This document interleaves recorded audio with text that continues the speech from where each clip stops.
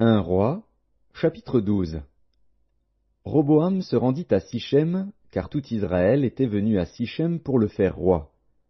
Lorsque Jéroboam, fils de Nébat, eut des nouvelles, il était encore en Égypte, où il s'était enfui loin du roi Salomon, et c'était en Égypte qu'il demeurait.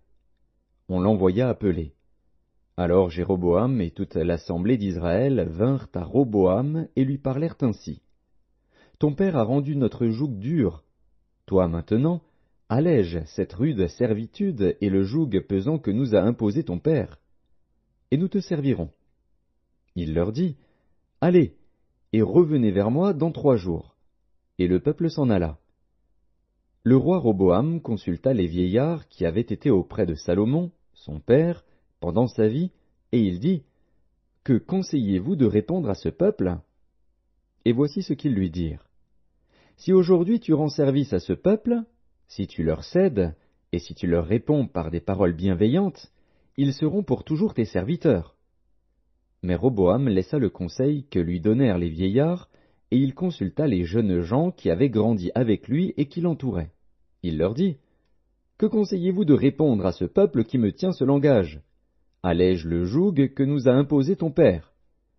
Et voici ce que lui dirent les jeunes gens qui avaient grandi avec lui. Tu parleras ainsi à ce peuple qui t'a tenu ce langage. Ton père a rendu notre joug pesant, et toi, allège-le nous. Tu leur parleras ainsi. Mon petit doigt est plus gros que les reins de mon père. Maintenant, mon père vous a chargé d'un joug pesant, et moi je vous le rendrai plus pesant. Mon père vous a châtié avec des fouets, et moi je vous châtierai avec des scorpions.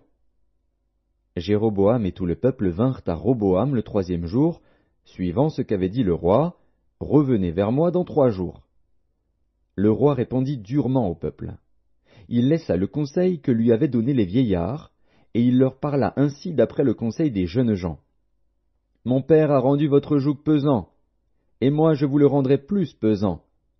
Mon père vous a châtié avec des fouets, et moi je vous châtierai avec des scorpions. Ainsi le roi n'écouta point le peuple, car cela fut dirigé par l'Éternel, en vue de l'accomplissement de la parole que l'Éternel avait dite par Akija de Silo à Jéroboam, fils de Nébat.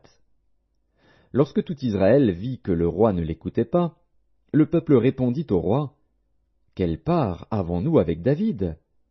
Nous n'avons point d'héritage avec le fils d'Isaïe. À tes tentes, Israël.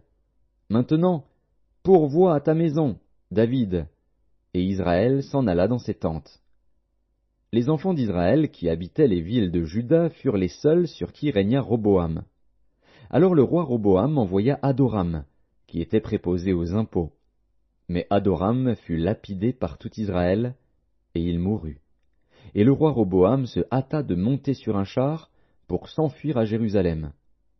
C'est ainsi qu'Israël s'est détaché de la maison de David jusqu'à ce jour. Tout Israël ayant appris que Jéroboam était de retour, ils l'envoyèrent appeler dans l'assemblée, et ils le firent roi sur tout Israël. La tribu de Juda fut la seule qui suivit la maison de David. Roboam, arrivé à Jérusalem, rassembla toute la maison de Juda et la tribu de Benjamin, 180 000 hommes d'élite propres à la guerre, pour qu'ils combattissent contre la maison d'Israël afin de la ramener sous la domination de Roboam, fils de Salomon. Mais la parole de Dieu fut ainsi adressée à Shemaéja, homme de Dieu. Parle à Roboam, fils de Salomon, roi de Juda, et à toute la maison de Juda et de Benjamin, et au reste du peuple. Et dis-leur, Ainsi parle l'Éternel.